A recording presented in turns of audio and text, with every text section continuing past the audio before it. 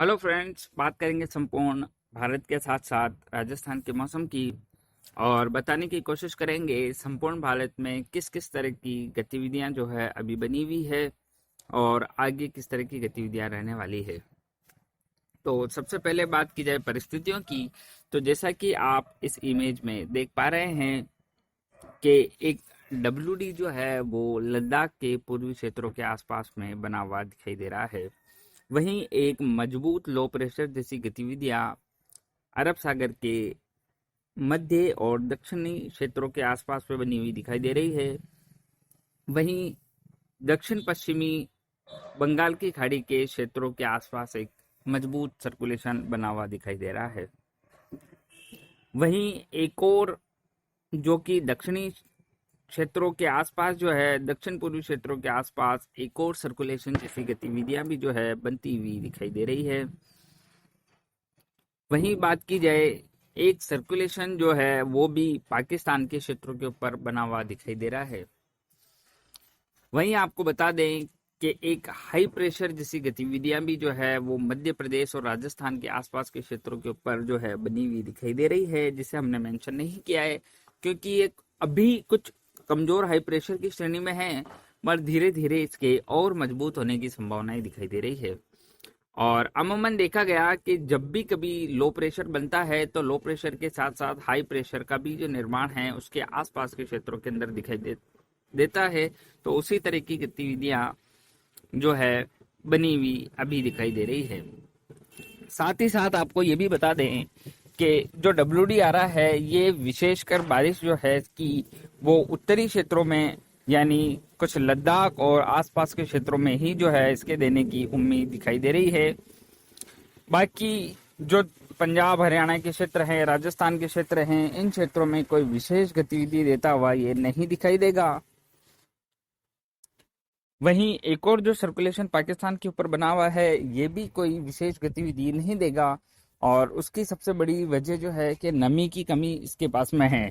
Circulation होने के बावजूद नमी नहीं है, जिसकी वजह से ये कोई भी जो है बारिश जैसी गतिविधि देता हुआ नहीं दिखाई देगा। विशेषकर बात की जाए, जो अरब सागर के अंदर लो प्रेशर बना हुआ है तो ये आगे बढ़ते हुए डिप्रेशन की श्रेणी में जरूर आ सकता है और इससे ज्यादा की इसकी उम्मीद नहीं दिखाई दे रही। यानी धीरे धीरे इसके फिर से कमजोर होने की उम्मीद आगे बनती हुई दिखाई देगी। वहीं बात की जाए इसके ट्रैक की, तो ये अरब सागर के मध्य के क्षेत्रों में ही रहने की उम्मीद दिखाई दे रही है। पहले जो परिस्थितियां बनी हुई थी, जो कि गुजरात राजस्थान के अंदर इसके एंटर करने की जो संभावनाएं बनी हुई थी, उससे अब इस तरह की परिस्थितियां नहीं दिखाई दे रही। अब इस तरह की परिस्थितियां जो है उसकी कोई संभावनाएं ज्यादा दिखाई नहीं दे रही है। हल्की फुल्की कुछ 20% संभावनाएं जो है इसकी गुजरात की तरफ बढ़ने की है, मगर राजस्थान के तरफ जो है ये पाकिस्तान के कराची होते हुए बढ़ने की जो उम्मीद थी वो तो ना के बराबर दिखाई दे रही है, क्योंकि एक एंटी साइक्लोनिक गतिविधि जो है वो भी कराची के आसपास में बनी हुई दिखाई दे रही है, जिसकी वजह से ये लो प्रेशर आगे बढ़ता हुआ दिखाई देने की उम्मीद कुछ कम दिखाई दे रही है। वहीं बात की जाए, संपूर्ण भारत के अंदर जो है प्रदूषण जैसी गतिविधियां जो है बढ़ती हुई दिखाई दे रही है। जैसा कि आप इस इमेज में देख पा रहे हैं, काफी ज्यादा प्रदूषण जो है बढ़ता हुआ दिखाई दे रहा है। और विशेषकर उत्तरी भारत के क्षेत्रों के अंदर जो है दिल्ली, कुछ उत्तर प्रदेश, कुछ राजस्थान के क्षेत्रों के अंदर भी काफी ज्यादा प्रदूषण मध्य प्रदेश सहित देखा जा रहा है। तो अलग अलग इमेजेस जो है हम आपको दिखाने की कोशिश कर रहे हैं और समझाने की कोशिश कर रहे हैं कि कितना ज्यादा प्रदूषण जो है बना हुआ दिखाई दे रहा है। वहीं सैटेलाइट इमेज की बात की जाए तो सैटेलाइट इमेज से भी आप देख पा रहे होंगे कि कितनी जगह जो है पराली जलाई जा रही है और कितनी जगह जो है पराली की वजह से धुआं जो है नजर आ रहा है, फॉग जैसी गतिविधियां नजर आ रही है। तो इस तरह की परिस्थितियां जो है बनी हुई दिखाई दे रही है। वहीं बात की जाए दिल्ली में प्रदूषण के स्तर की, तो दिल्ली के अंदर जो है आप देख पा रहे हैं अलग अलग, कहीं पे 999 कहीं पे 884, कहीं पे 842, और लगभग लगभग आप यूं कह सकते हैं कि कुछ क्षेत्र तो ऐसे हैं जहाँ पे मीटर भी फेल हो चुका है। यानी 1000 से भी काफी ज्यादा जो है प्रदूषण बढ़ता हुआ दिखाई दे रहा है, जिसकी वजह से दिल्ली के और उत्तर प्रदेश के लोगों को जो है सांस की काफी ज्यादा तकलीफ देखी जा सकती है। वहीं उचित घर के अंदर रहने की ही जो है सलाह 1 और 2 दिन हम दिल्ली और उत्तर प्रदेश के पश्चिमी क्षेत्र वाले लोगों को, वहीं कुछ अलवर जयपुर तक भी जो है अंदर रहें तो ही ज्यादा बेस्ट दिखाई दे रहा है। वहीं आपको बता दें कि अलग अलग इमेज जो है दिल्ली के क्षेत्रों की ली गई, जिसके अंदर आप देख पा रहे हैं कि 3 नवंबर की जो दोपहर का जो फोटो है और जो 5 नवंबर का है, दोनों में काफी ज्यादा अंतर नजर आ रहा है। पहले जो है साफ मौसम दिखाई दे रहा था, मगर 5 नवंबर को आसमान काफी धुंधला दिखाई दे रहा है।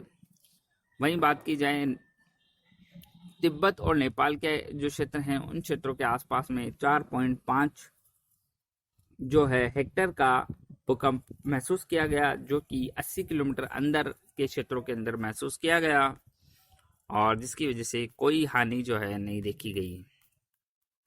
तो कुछ इस तरह की परिस्थितियां जो है संपूर्ण भारत के क्षेत्रों में दिखाई दे रही है। वहीं आपको बता दें कि जो अभी जो सर्कुलेशन बंगाल की खाड़ी के दक्षिण पश्चिमी क्षेत्रों के आसपास में बना हुआ है, इसके आगे कुछ लो प्रेशर जैसी मजबूत होने की संभावना दिखाई दे रही है, मगर तूफान जैसी गतिविधियां देखने को मिलने की संभावना से हम इनकार करते हैं, क्योंकि काफी ज्यादा जो है तटों के पास में आने की वजह से कोई विशेष गतिविधि ये नहीं देगा। मगर जो एक और सर्कुलेशन जो आ रहा है, जिसे हमने आपको बताने की कोशिश की है, ये 10 तारीख से 14 तारीख के बीच में जो है और मजबूत होता हुआ देखा जाएगा, और इसके तूफान बनने की संभावनाएं भी जो है बन सकती है, क्योंकि ये तटों से काफी दूर भी है। साथ ही साथ इसका जो ट्रैक है वो भी तमिलनाडु और केरल के आसपास के क्षेत्रों में, कुछ आंध्र प्रदेश के क्षेत्रों की तरफ बढ़ने की संभावना इसकी दिखाई दे रही है। तो कुछ इस तरह रहेगा संपूर्ण भारत का मौसम। वहीं भारत के मौसम की यदि बात की जाए तो सबसे पहले बात करते हैं लद्दाख के क्षेत्रों की। लद्दाख के क्षेत्रों में कोई विशेष गतिविधि देखने को मिलने की संभावना हमें नजर नहीं आ रही। वहीं बात की जाए पंजाब, हरियाणा, नई दिल्ली, उत्तर प्रदेश के क्षेत्रों के अंदर भी कोई विशेष गतिविधि देखने को मिलने की संभावनाएं हमें नजर नहीं आ रही है, और आगे भी कोई इस तरह की गतिविधियां अब नजर नहीं आ रही है। जब कभी इस तरह की गतिविधियां बढ़ती हुई दिखाई देगी तो हम आपको इन्फॉर्म जरूर करेंगे। वहीं बात की जाए कुछ और राजस्थान, मध्य प्रदेश के क्षेत्रों की, तो राजस्थान, मध्य प्रदेश, वहीं गुजरात के क्षेत्रों के अंदर भी कोई विशेष गतिविधि देखने को मिलने की संभावनाएं नजर नहीं आ रही है। और महाराष्ट्र के कुछ दक्षिणी क्षेत्रों, तेलंगाना के दक्षिणी क्षेत्रों, आंध्र प्रदेश के दक्षिणी क्षेत्रों, वहीं कुछ ओडिशा के पूर्वी क्षेत्रों और दक्षिणी क्षेत्रों के आसपास, वहीं केरल, कर्नाटक के क्षेत्रों के अंदर कुछ छुटपुट बूंदाबांदी से लेकर विशेषकर केरल, कर्नाटक, तमिलनाडु और आंध्र प्रदेश के क्षेत्रों में मध्यम से तेज बारिश जैसी गतिविधियां देखने को जरूर मिल सकती है।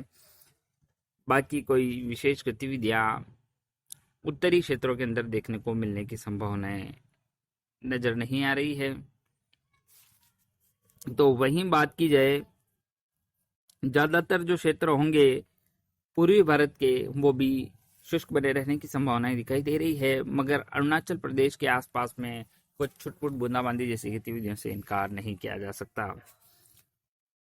तो कुछ इस तरह रहेगा संपूर्ण भारत का मौसम। वहीं आपको बता दें जो लो प्रेशर है उसका असर गुजरात के दक्षिणी क्षेत्रों तक रहने की ही संभावनाएं दिखाई दे रही है। राजस्थान के क्षेत्रों की यदि बात की जाए तो राजस्थान के क्षेत्रों में आज भी कोई विशेष गतिविधि नहीं होगी, और आगे भी कोई विशेष गतिविधि देखने को मिलने की संभावनाएं नजर नहीं आ रही। हाँ, ये जरूर है कि धीरे धीरे यदि परिस्थितियां बनती है तो छुटपुट बूंदाबांदी जैसी गतिविधियां जो कि 8-9 तारीख के आसपास में देखने को मिल सकती है, मगर कोई विशेष गतिविधियां इसकी वजह से भी देखने को उम्मीद नहीं दिखाई दे रही। तापमान अब निरंतर घटते जाएंगे और मौसम जो है अभी शुष्क रहने की उम्मीद दिखाई दे रही है, मगर कोई मजबूत डब्ल्यूडी आता है या फिर ये जो सर्कुलेशन आगे जो बनेगा 10 तारीख के आसपास, ये यदि हवाओं को परिवर्तित करता है और इसकी जो हवाएं हैं राजस्थान तक बढ़ती है, तो हम आपको उसके बारे में भी जो है बताने की कोशिश करेंगे, जो कि आने वाली वीडियो में इस तरह की गतिविधियां आपको बताई जाएगी कि किस तरह की परिस्थितियां बन रही है। तो अभी के लिए इतना ही। मौसम की पल पल की जानकारी के लिए हमारे साथ बने रहें। धन्यवाद।